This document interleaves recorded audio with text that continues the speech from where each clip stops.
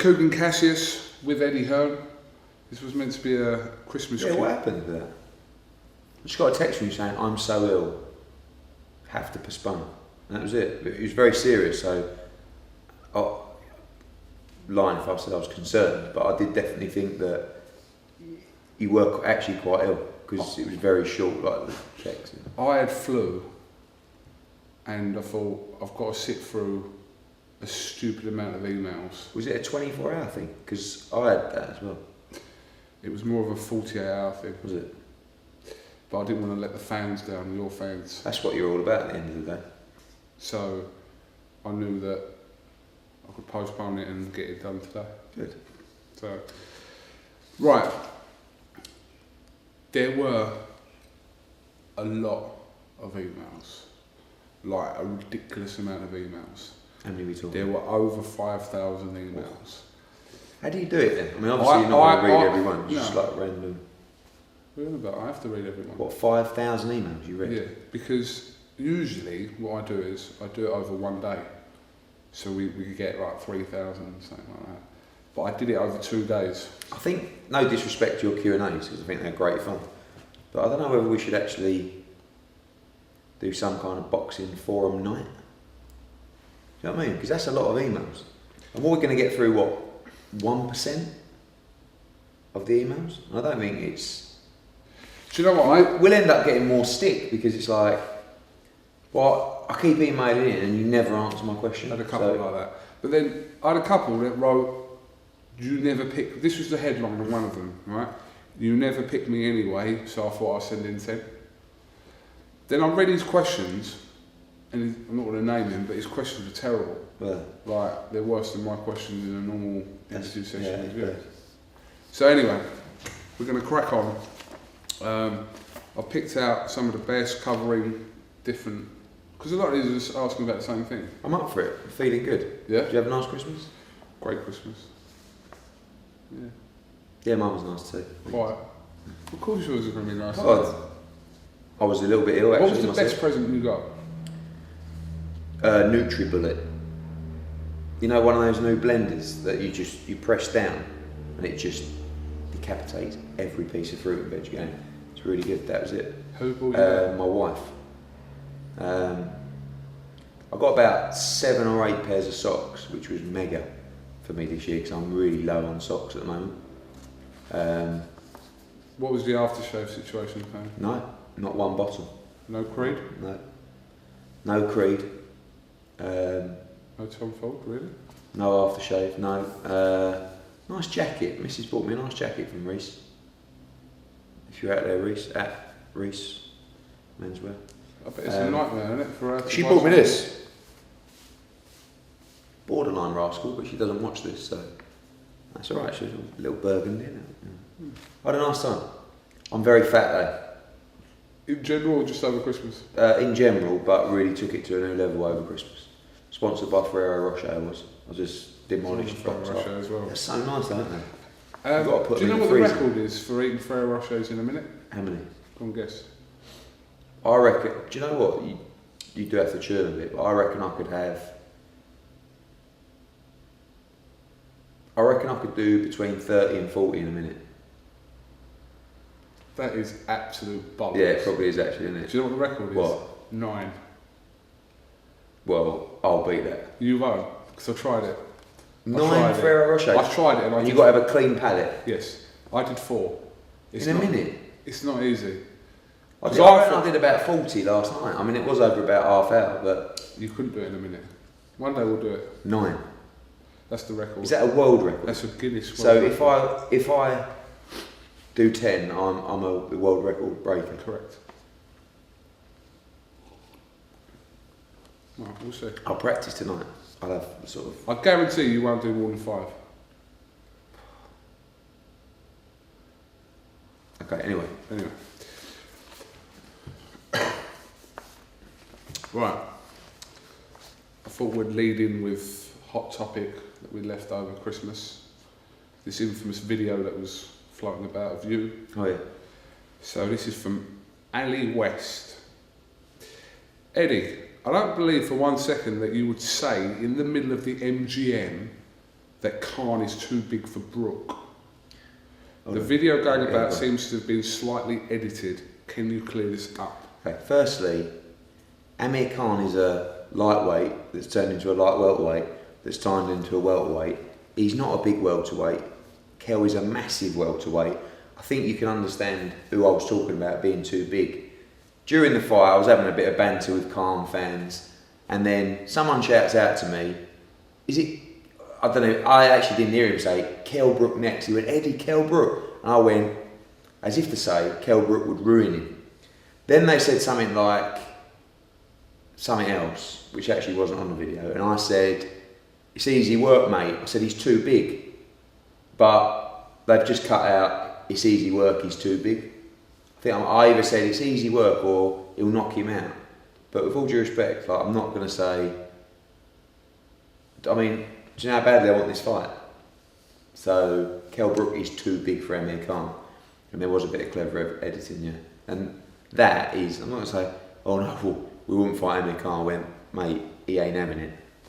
That's what that meant. And the too big is obviously, I mean, Kell is a monster size-wise for a welterweight compared to Khan.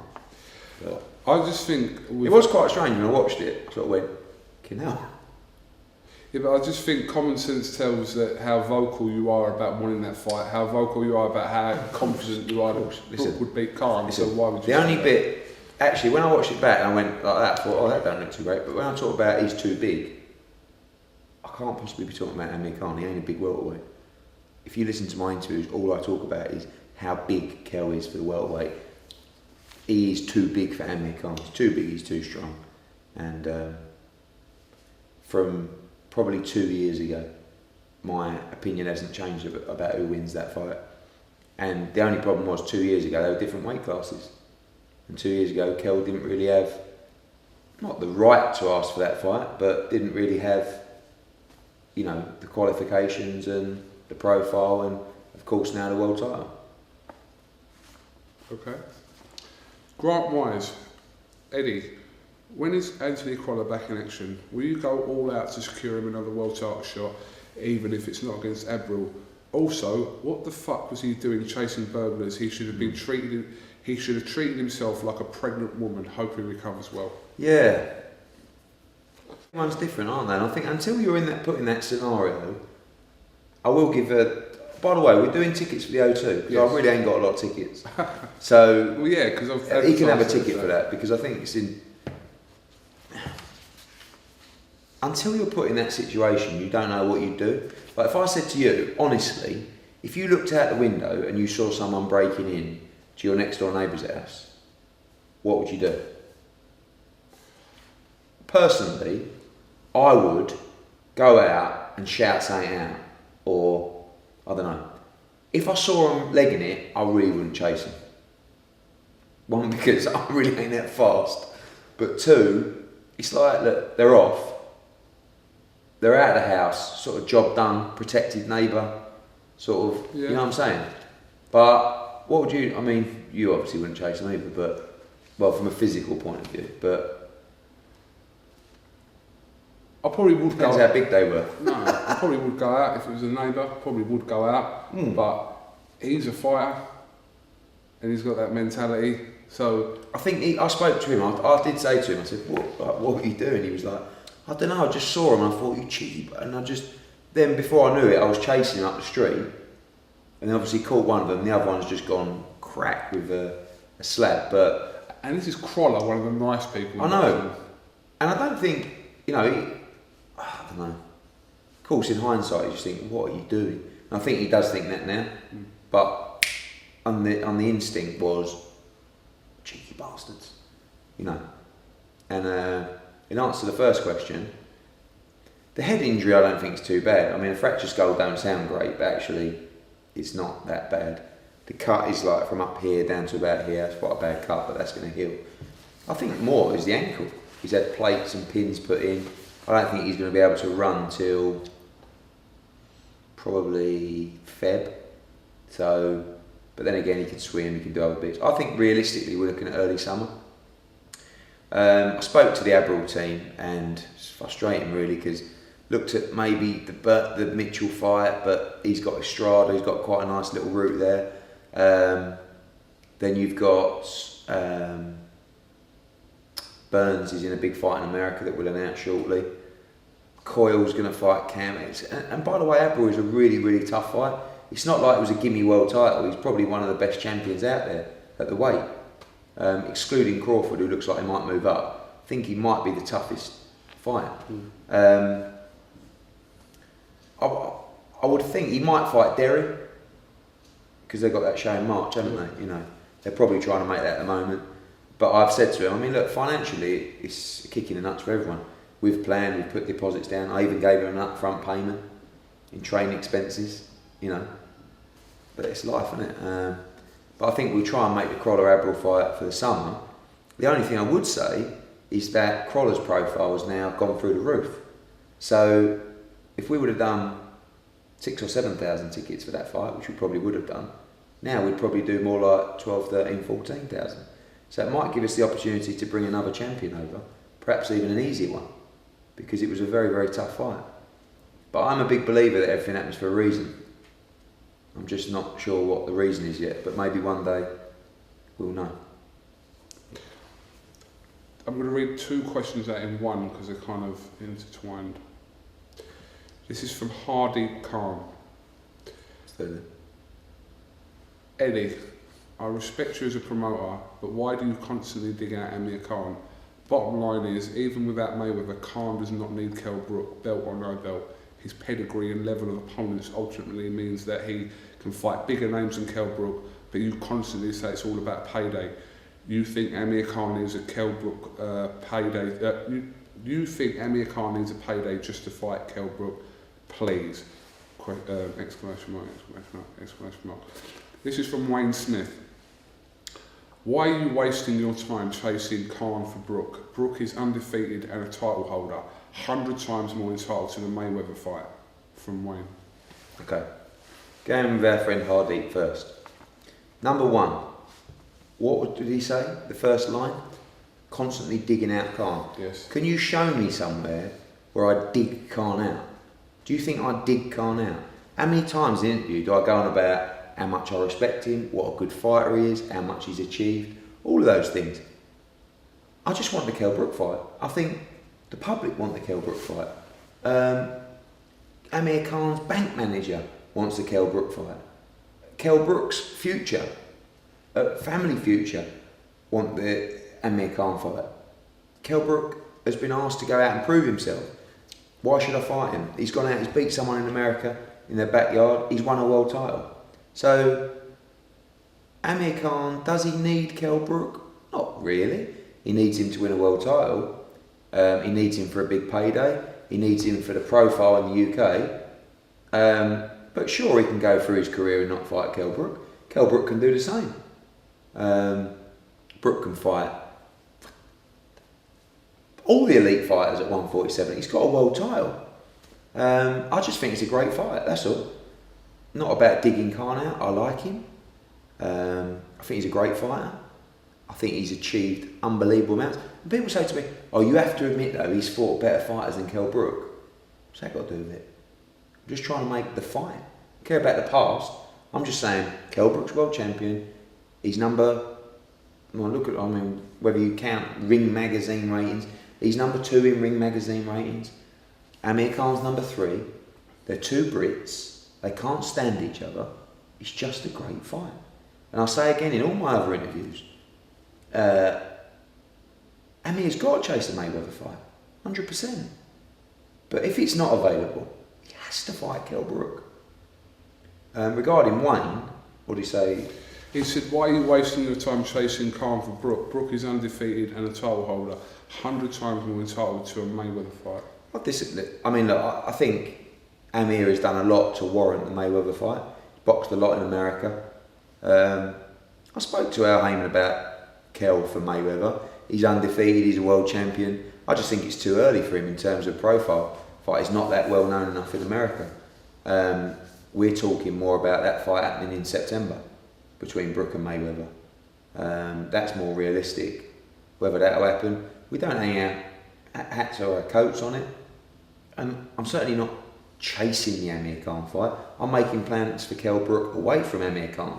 That's just the fight we want.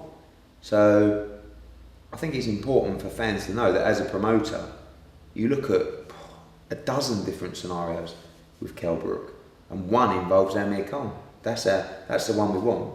And Kell Brook wants that fight.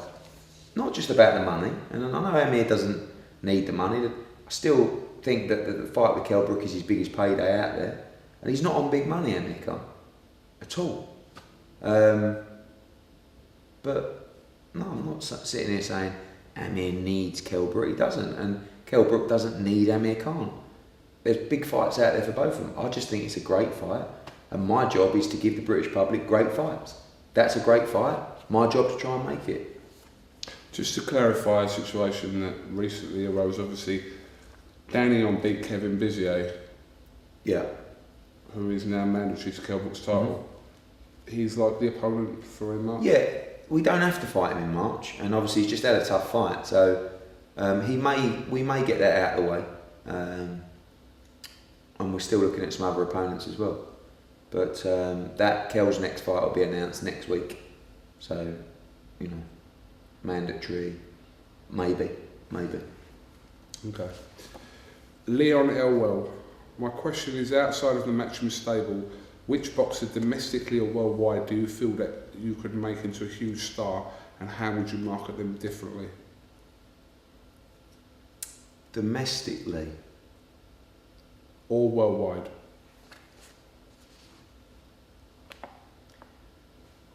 I mean, I think like Chris Eubank Jr., I think he should never have taken the Billy Joe Saunders fight. I know we've been through it with poor money and all that, forgetting the money, forgetting everything. I just felt that was a big gamble at that time without being built properly from a profile perspective. So I think he had a future based upon the image and the expectations built around his dad. And I know that other promoters have said, his dad's got to stay away. I think his dad's part of the package and the image surrounding Junior.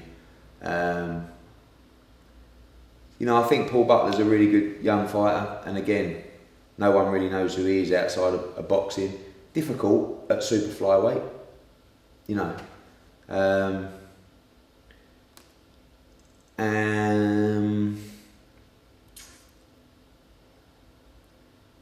obviously Carl Frampton's a huge draw in Belfast. I think they do a decent job with him. He's got it a little bit easier than the likes of Butler because he's got a great audience there and a great market to himself.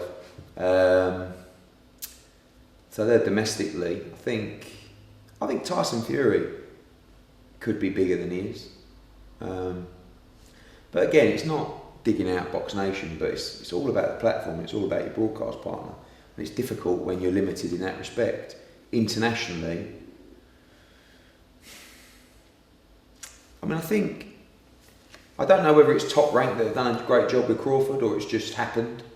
Do you know what I mean? I don't know whether they thought they were really going to go to Omaha and get that kind of night and that kind of atmosphere.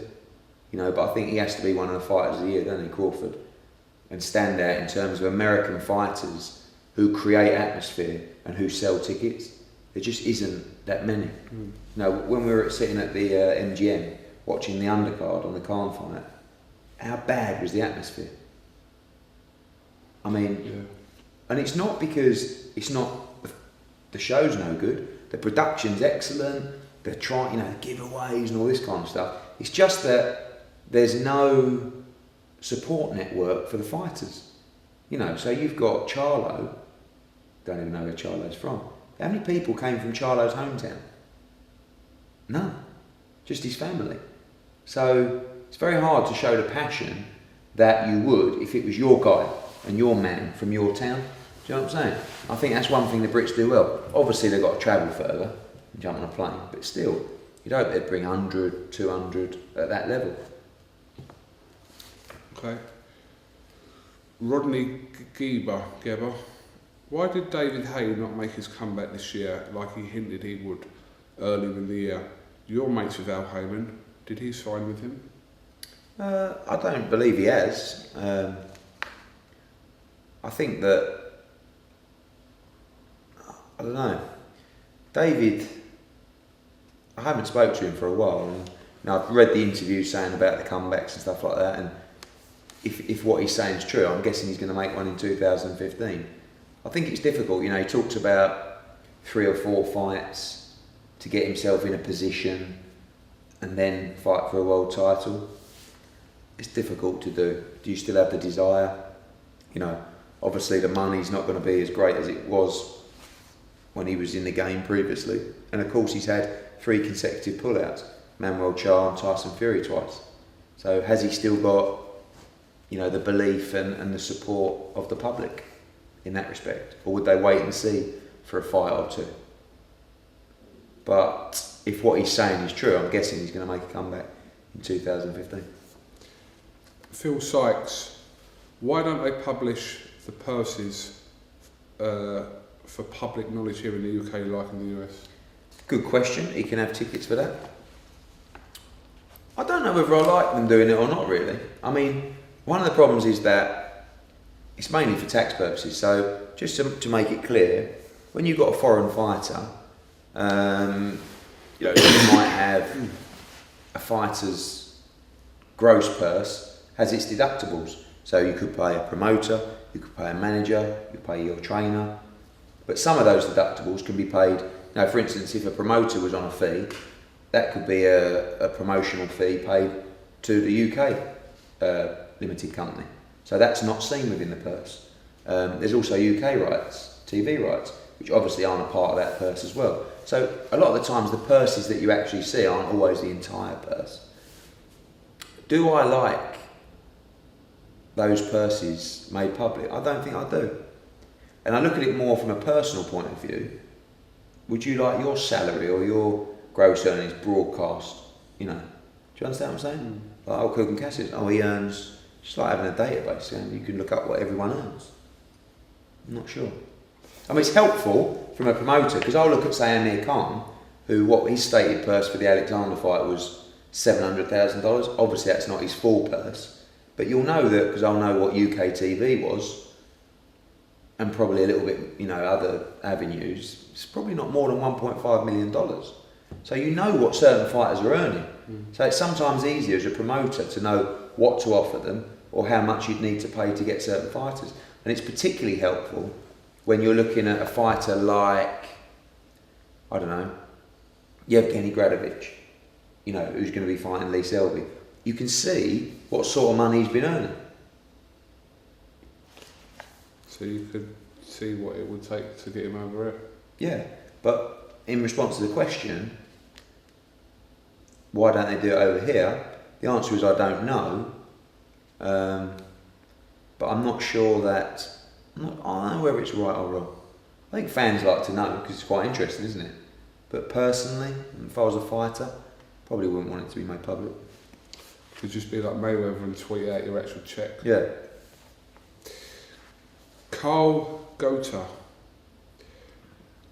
You have signed Bradley Saunders, but I have the impression that you don't know what you have really signed. Saunders is the best light welter in the country by a mile. Just don't think you know exactly how good the kid is. I disagree with that. We made a big investment to sign Bradley Saunders, so I know what I did to sign him, and I know what I'm paying him, and I'm doing it because I believe he's a great fighter. How good he is, I think no one knows.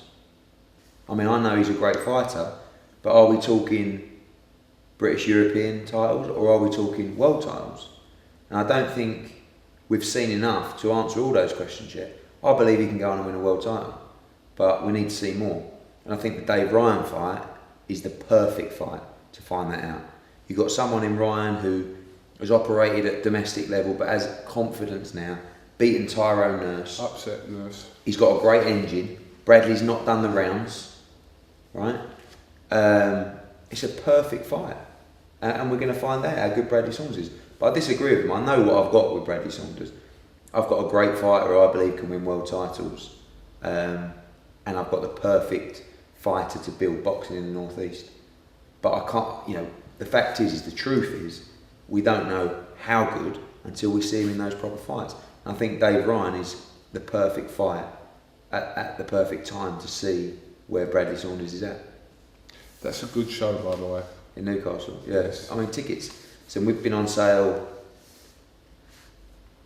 10 days, something like that, and we were already through probably 3,500. We've got like 13 weeks to go. I think we could sell the whole arena now. It's going to be great. Francis Stevens, can't you get Kevin Mitchell a fight with Mickey Bay? Mitchell would ruin Bay, and not in a nice way. Oh, how do you ruin someone in a nice way? Listen, Mickey Bay's without Heyman. He boxed Miguel Vasquez. Vasquez has got a rematch clause. The frustrating thing is that Kevin Mitchell, we all know he missed the weight on the fight day weigh-in with the IBF. He would have been mandatory to Vasquez. I actually believe he would have beat Vasquez as well as Bay. But listen, shit happens, and now we're going down the WBC route, and thankfully we've got a route carved out great for him. So Bay doesn't look like he's going to have a voluntary, so we can't be in the hat for a voluntary. But I'd love the Mickey Bay fight for all our lightweights. Okay. Trevor Raven. Will Matthew Macklin fight again? Surely Andy Lee winning the world title has changed things. Still a massive fight in Dublin. I think Matthew's undecided. I think the initial reaction and the reaction of those around him was it was a fight he should have won, and if he was at the level he was, he would have won. I think that was originally a kick in the nuts. I think one thing's for sure is that Matthew still has the desire to fight. It's all about where you want to be, you know, like, and it's a bit like, I don't know, look at Steve Davis, for example. I know it's a bit of an odd comparison, but he's what, 50 odd? He still practices as hard as he's ever done. He still wants it as much as he's ever wanted it, and he loves playing snooker. The difference is, you're not getting punched in the head. So, in boxing, these guys, they love to fight, they love the training, they love the camaraderie, they love the buzz of fight night. But when you're physically not up to the levels you were, that's when you've got to consider your position. And I just think with Matthew that he wanted to become a world champion. Can he win a world title?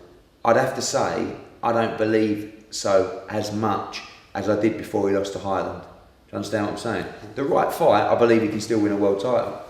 But the Highland loss shows that he lost to someone that we don't believe is a world beater.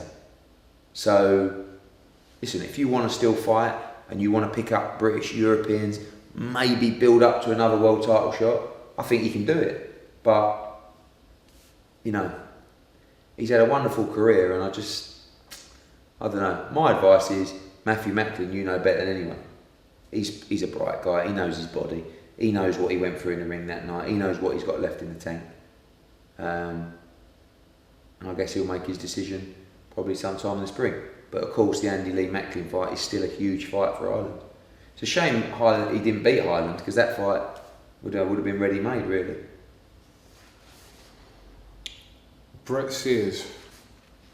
Ready for this one? Well, the look in your eye tells me this is a tough one. It's not a tough one. Oh, okay. You are one deluded fuck, Hearn. Tyson Fury would take Anthony Joshua's robotic head off inside 5 rounds.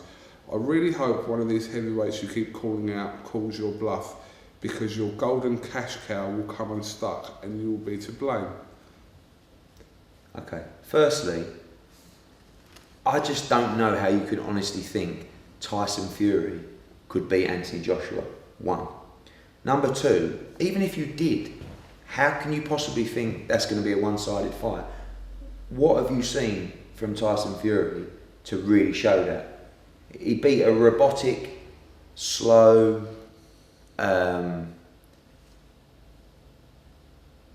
unmotivated Derek Chisora in the last fight.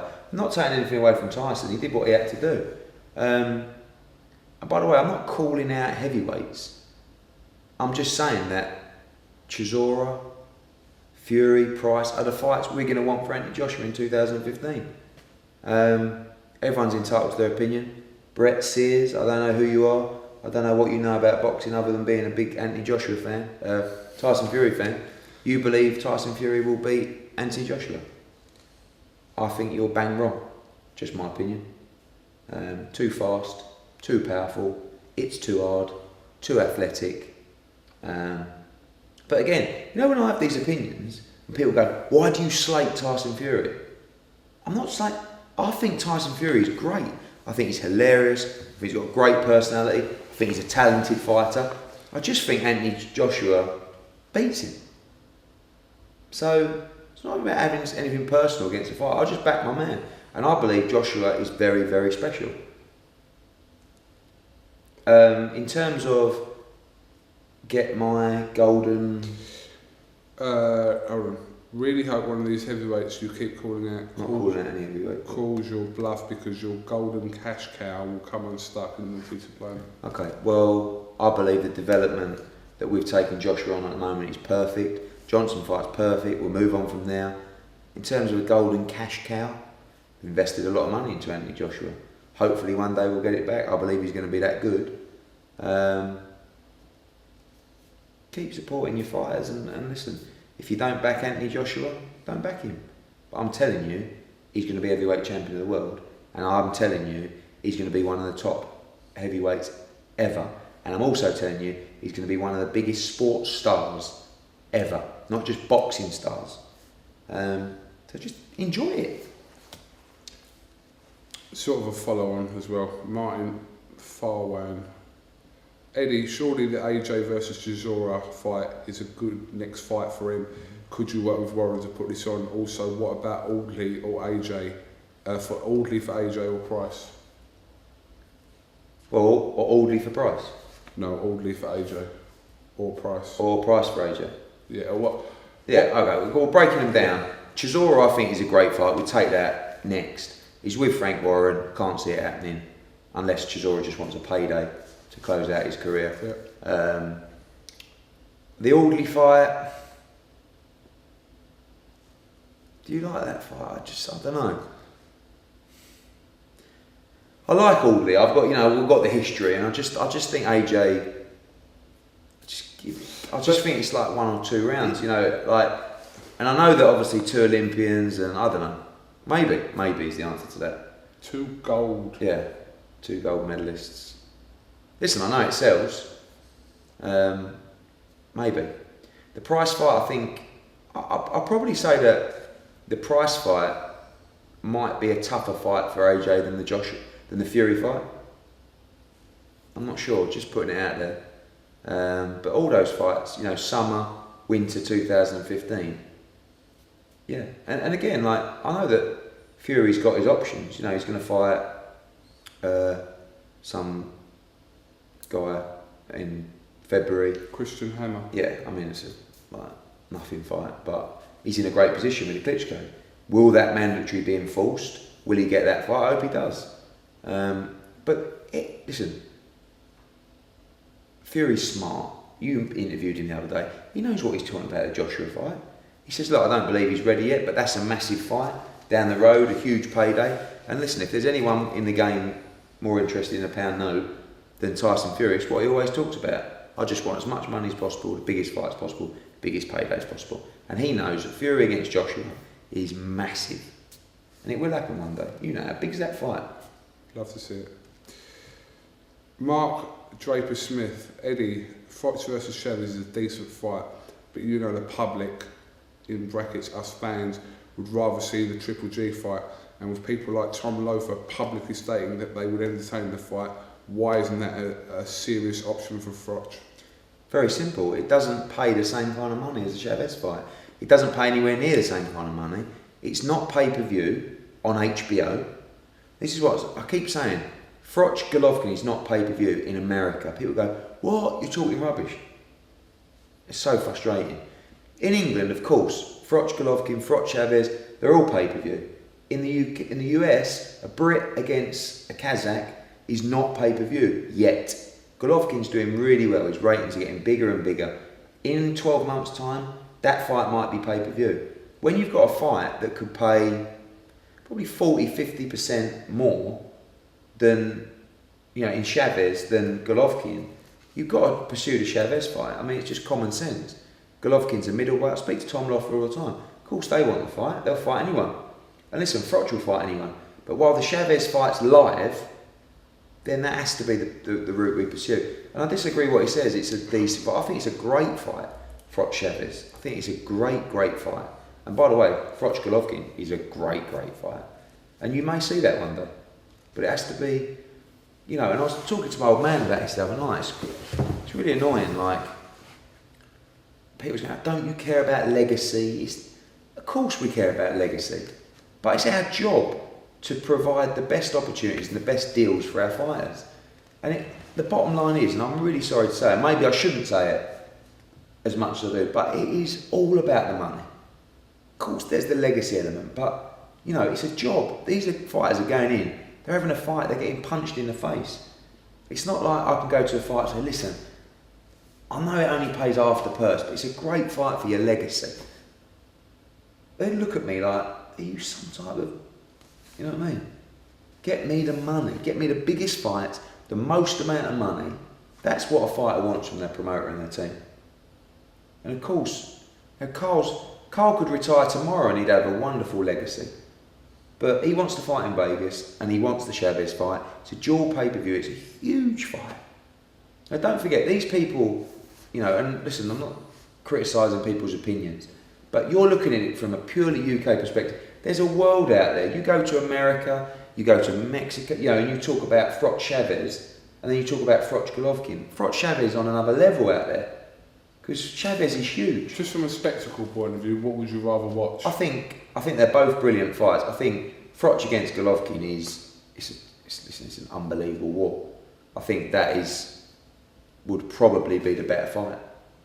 Well, I think they're both great fights, but I think they're brutal. But commercially, Chavez. By miles. And that's, I think they're both wonderful fights. I think Froch Golovkin would be brutal, but understand what I'm saying. For brutality, you need the qualm.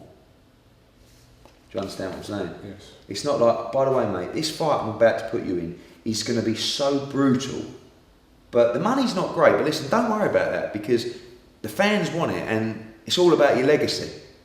I mean, you could suffer injury, you could get knocked out, you could get punched around the ring, you could break your hands, it could be a 12-round war with 46 knockdowns. The money's nowhere near the money of the other options, by the way.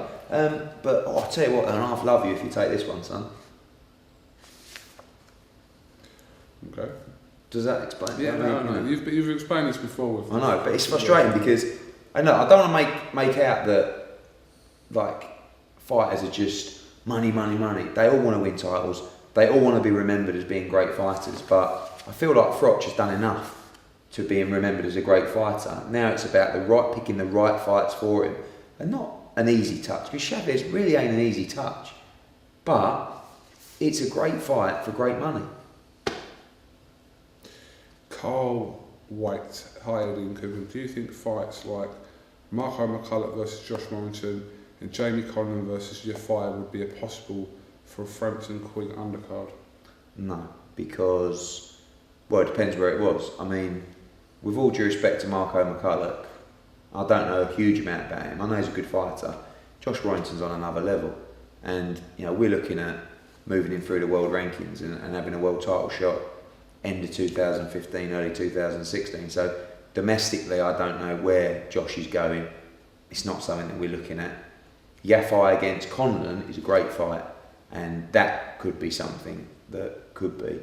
But we're not even really talking about Frampton Quigg, and I don't think it's going to be discussed till after the Avalos fight, by which time I think it can be made. But they're both, good fights. But I think you're talking about different levels with McCulloch and Warrington.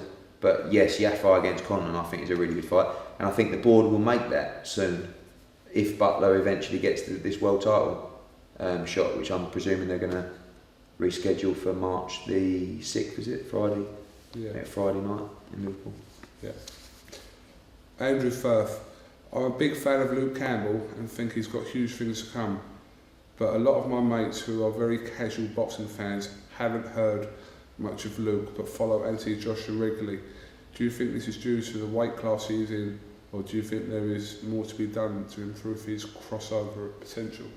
I think Luke's very well known. Obviously, he won a gold medal in London in the Olympics. You hit the nail on the head with the weight class. I mean, Luke's very popular. I think he's going to be a world champion. I think he's going to be a great fighter, but you cannot bridge the gap between a lightweight and a heavyweight in terms of, you know, their commercial worth, if you like. It's quite a brutal word. You know, we're doing shows now with Anthony Joshua. You know, I think we'll sell over 10,000 tickets for the Johnson fight. It's massive for a guy who's 10-0. But the hype around heavyweights is on another level. So in that respect, that's the main reason why Luke is not as well known as Anthony Joshua. But I think in terms of British fighters profile-wise, he's well up there because of his success in the Olympics. He had a little bit of a tough time, you know, with his father being ill, and we lost a little bit of momentum. But I think in 2015, I had a meeting with him the other day. He just wants to go for it in 2015. He's ready now, like a lot of our other younger kids are. They've done their apprenticeship and now they're ready for the big fights. Okay. Jakey boy, thanks for giving the fans this opportunity. How long before the WBA has to elevate Froch to WBA Super Champion, considering Ward does not seem too bothered about fighting? Would Chavez Jr. want to fight just for the WBA regular title if Carl had to give up his IBF? Is this something you have pursued, Eddie? I'll be honest with you, right? Talking to people in the States, and the belt, I don't think Chavez could care less whether this fight with Froch was for a world title or not a world title. And I don't want to devalue belts, and I don't want the governing bodies to say, oh, you're not proud about belts. Of course. But I don't think Carl Froch would be that bothered if the fight with Chavez weren't for a world title. They're sort of past that now. I think you're going to see more fights that are all about the fights. Is that mind me? That are all about the fights rather than the belts. And I think that's going to be for the good of boxing, because it will stop, belts will stop fights being made, I believe. And I think world titles are fantastic, great to win. But when you get to a certain level, at a certain stage in your career, I think you're going to see more fights in America, major fights, that are not for belts. I mean, look at Khan against. Yeah, I was going to say, they're not for a belt. I mean, but none of the top. There was no world titles on one, but it was a. But do you really, you know? I mean, I'm more about the fight than the belt, probably. We've got both, great, but I don't let a belt stand in the way of making a great fight that people want. I think it makes a difference if that person. I think if they're not big enough, the fighters, do you know what I'm saying? Like if Mayweather fought Pacquiao, right, and to make it happen, both fighters had to relinquish their belts. Do you honestly think one person would give a monkeys that it wasn't for a world title? I mean, because they'd all just presume it was anyway. Do you know what I mean? Certain level fights, you know, like Brook against Porter. Yeah. The fact that was for a world title made it even bigger, and the fact that he won a world title made it even bigger. But it's not Brook against Khan. All right, great for the IBF title, but I just want to see the fight. Yeah. Andrew Kite. Surely now you regret the decision to make the Bellew Cleverly card a pay-per-view show. You were warned about this and you said, trust me, we did, and you failed to deliver. Why should we trust you again? Okay, well, breaking it down, I don't think we failed to deliver.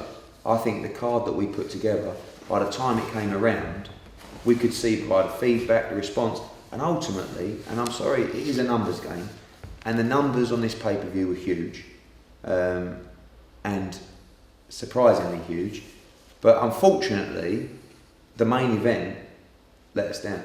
And I say let us down, I don't want to blame it on the fighters, but it was built up to be a great fight. Everyone believed it was going to be a great fight. No one really had a problem with that fight.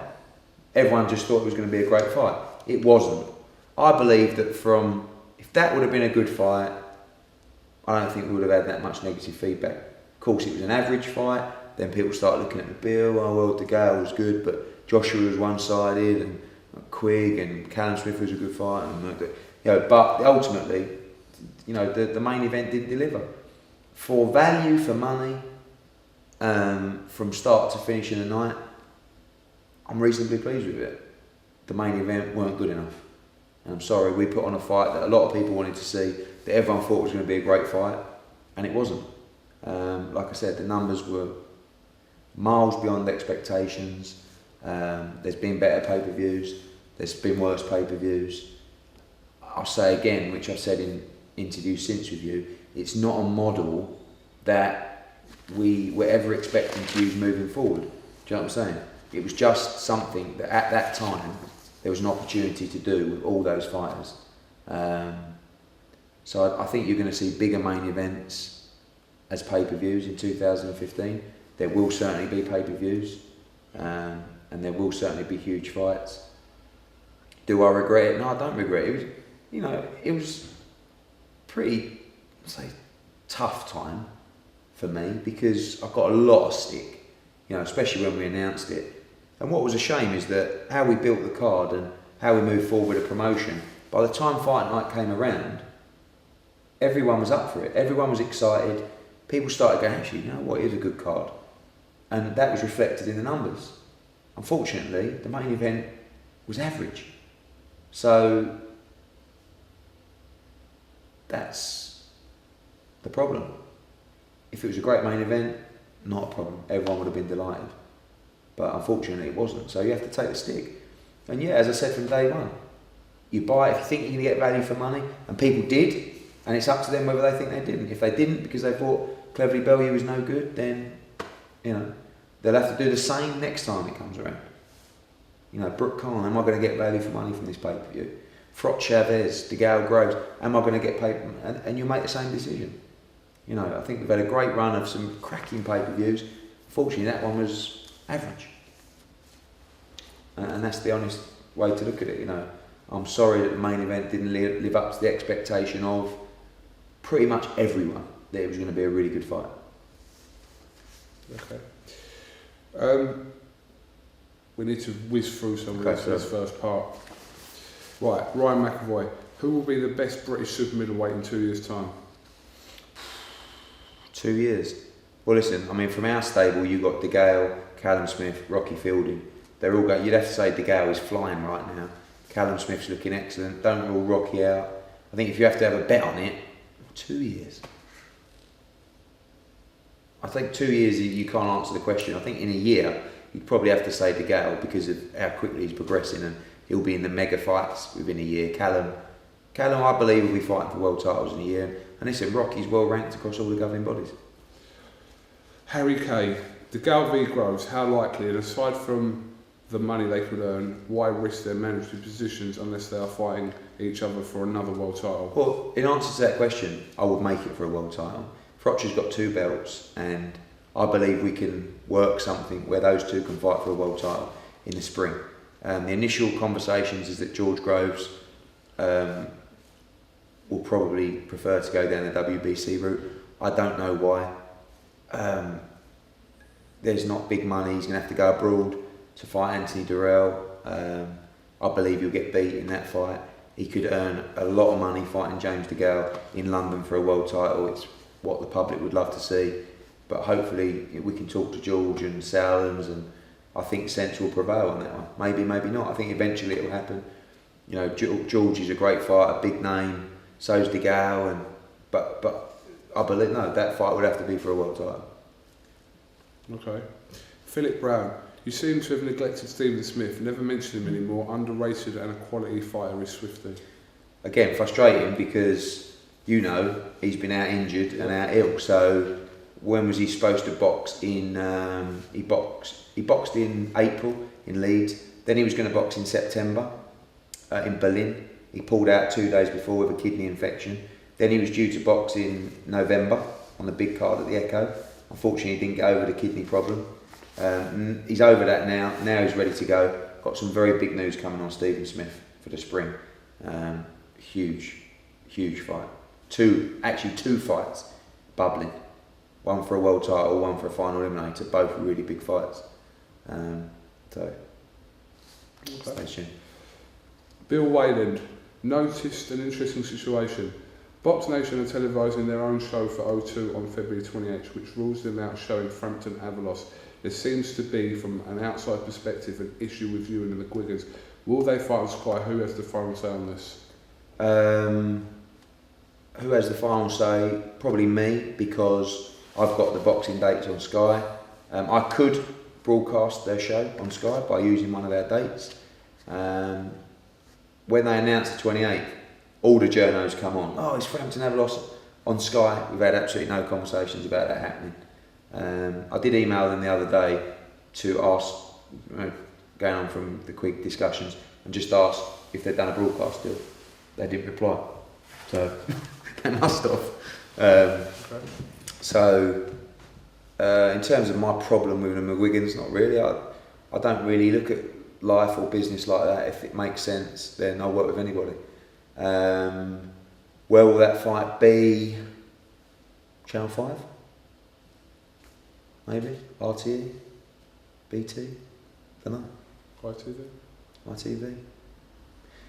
Yeah, I mean, but the problem is with someone like ITV, they're just not willing to invest in boxing. If you want to give it to them and pay for it to be on, I'm sure they'll stick it on. So, maybe.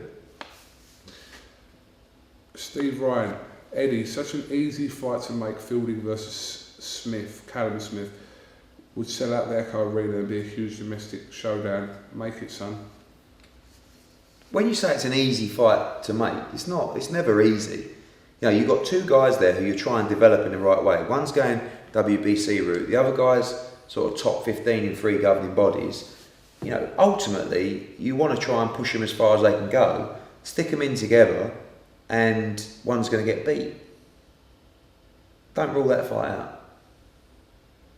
I like the fight. And listen, if I can give them the opportunity and I can give them the right money, and it does sell out the Echo Arena, and it's huge money fight for the pair of them, could be discussed. It's not something that I'm dismissing. It's definitely a fight that has huge legs, either in April or in the summer or in the winter. But if they both keep winning, I think Smith against Fielding at some point is likely. Hope so. Adam Zimmer. With Selby being on the verge of a world title, but Clev losing, where is Welsh boxing? Do we have to wait for Andrew Selby and Fred Evans to turn pro before it hits the big time again? When is the next Cardiff show? I don't think that Fred Evans and Andrew Selby, with all due respect to him, is going to add a huge amount to a Welsh show. Selby is the star down there at the moment. We're trying to get Gradovic over for that fight. We've already made an offer, and if we have to, we'll increase that offer. Shouldn't have really told him that, should I? And that will be in Wales. So, still got plans for Welsh boxing. I only have a certain amount of dates, a certain amount of shows. I get so much stick from Scotland as well. When are you coming back? We are looking at coming back. It's got to be at the right time, and that's the same with Welsh boxing as well. As it happens, Nathan will be ready for his fight again, March, April. So that could tie in with the Selby World title fight. But Welsh boxing is definitely on the radar.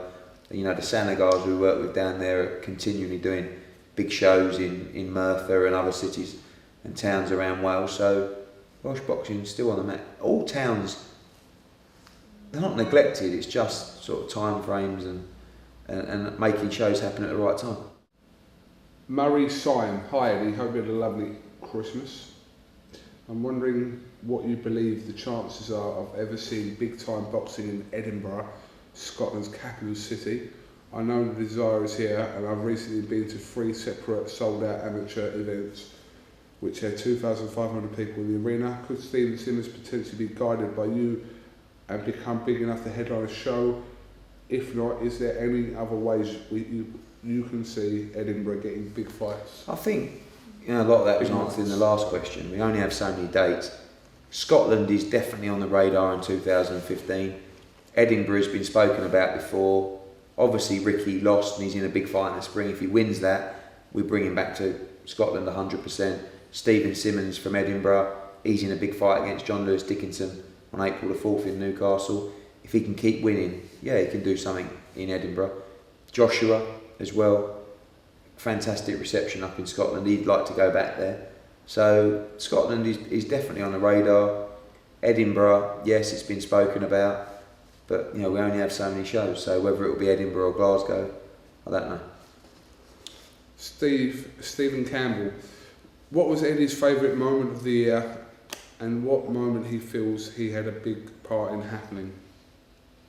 I think the two standouts were the Wembley show with Carl knocking out George Groves and the Kell Brook victory. Both, very probably emotional, loads on the line in both of those for us. One at Wembley, the risk of the promotion, the size of the show, the gamble, the ambition, making it happen. Also on the same front, Carl Froch, my mate, matchroom fighter, against George Groves in a fight that, if Groves wins, becomes the standout star in British boxing, and obviously not with matchroom. A lot on the line for us in that fight, and a lot on the line for Carl in that fight. Brook Porter just put so much time and effort into Kell Brook, and upsets and sort of setbacks, and constantly pushing him to achieve what I believe he can. That was a very emotional night, and I felt complete after Kell won that world title, and it was a great feeling. With Wembley, I kind of the only regret I've got is that I only now look back at it, at the pictures and the footage, and almost big picture out there. I still can't believe that we did that. Do you know what I mean? The whole thing was such a blur. I remember going there the first time to look at the venue, walk through the players' tunnel, and just looked at the place and thought, could you ever do a boxing event here? And it just, we went with it. We went with our gut feeling, and I remember my old man telling me to be careful because he did Eubank Watson 1 at Earl's Court, and then it was the controversy, and he did the rematch at White Hart Lane, and it bombed, well not bombed, but did nowhere near the amount of tickets. And if you do 20 or 30,000 at Wembley, it's going to look awful. But I never really got the chance to stand there and just look around and just soak it all up, which is, it's a regret. But looking back now, I sort of pinch myself to think, did that really happen? And to think that was 6 months ago. I don't know, it feels like it was about 5 years ago. And loads of other moments of the year I'm really proud of. Proud of a lot of fighters' developments. Joshua, of course, Campbell, even Josh Warrington, picking up new areas and new markets. Newcastle now, Leeds, of course. I just, there's a lot of moments, but I think the two standout moments of Froch at Groves at Wembley and Brook winning the world title. All right, listen, we've nearly done an hour. Have we? Yeah. I just want to get one more question in for this part. Freddie Marston, I put much of Matchroom's success in recent years down to activeness and use of social media. Now other promoters are realising the importance of this. How do you plan to stay one step ahead? If you're unsure, hit me up. I'm looking for a job in the summer after I finish university. Freddie Marston. We're always one step ahead in everything we do. And that's not meaning to be arrogant, it's just the truth. Social media is a great example of that. So I got so much stick from other promoters, Warren, Maloney, when we started out, and all he does is he's on that Twitter thing, and now they're all over it. I mean, they've got I think Frank's got 50,000, I've got 220,000. It's hard work, and don't forget that Frank Warren is not the one tweeting from his account, so I am. It's all me. No one tweets from my account, I tweet from my account. And it's hard work, and it's a pain in the arse, and it's unsociable, and it's time consuming. But what it's done for our business and the importance of social media to our business is massive. So it's something that I'm not just going to start saying to some kid in the office, you've got to start running my Twitter now, because it's the fact that the reason people are interested is me, and they've got access to me. The more followers you get, the more abuse you get, the more hate you get. But I couldn't really give a monkeys about that. I just give banter back or just ignore it. I'm not a big blocker of people. probably blocked 20 people in my time. Well, you think I've blocked more? I don't think I have. Maybe 30, but tops. Because everyone's got a view. And it's the most frustrating thing about social media is sometimes people just don't understand. They don't understand the business, they don't understand the politics, they don't understand so much. And that's probably the most frustrating thing, because you only have so many characters to reply. That's why these kind of things are sometimes better to do. But in going around the houses, social media has been massive for us, and we will stay 100% on the ball. Alright, well listen, that was part 1. I don't know, I think you should go and see your dad, and then we'll crack on with part 2 and get the rest of these out. Okay. So thanks for watching part 1. Part 2 will be out tomorrow, which is, I'm getting confused over the days, but it's Tuesday. Part 2 will be out Tuesday. So thanks for watching, and Happy New Year. Happy New Year. We'll see you tomorrow.